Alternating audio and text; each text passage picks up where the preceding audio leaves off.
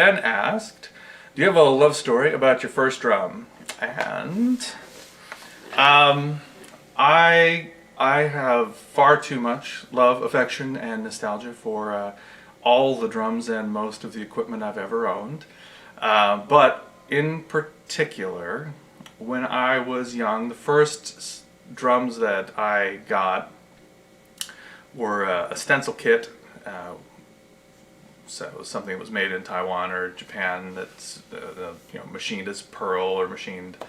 And I still have a lot of affection for good stencil kits. They're usually pretty well made compared to current starter drum sets, and they sound great, they age well, they're kind of fun. But one of the first snares that I bought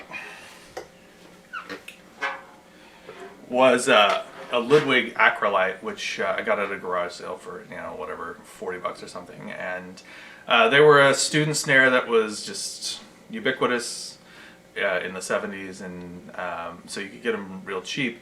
And so when I was a kid, when I was younger, I considered that if something was cheap, that it probably was also not worth much.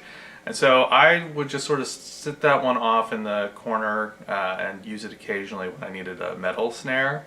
But I kind of liked it, and then I later sold it or traded it in when trying to upgrade my kit, and kind of missed it because they're actually really nice drums, and now these days they're a drum that's in some demand and kind of hard to find. They have an aluminum shell, 8 lugs, which is pretty good for tuning. It's an 8-lug version of the 10-lug Superphonic, which is like one of Ringo's 2 snares, and it is one of the most recorded snares in history, just in general. And that aluminum Ludwig shell is a really nice middle ground between a wood snare and, say, like a steel snare. So it's got some of that crack and presence of a metal snare, but it has some of the warmth and body of a wood snare.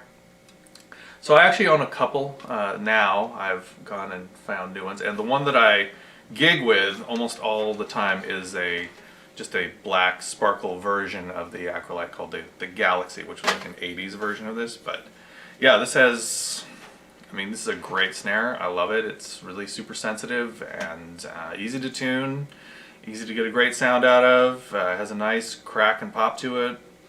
Really sensitive on the edges, and I love having the internal mute. You can see right there. So Ben, thanks for that question. I didn't do a great job answering it, but that's my favorite snare, and it's been my favorite snare since I was a kid. And I foolishly left it behind, but I've seen the error of my ways and come back to using the Ludwig Acrolite as my sort of go-to default snare.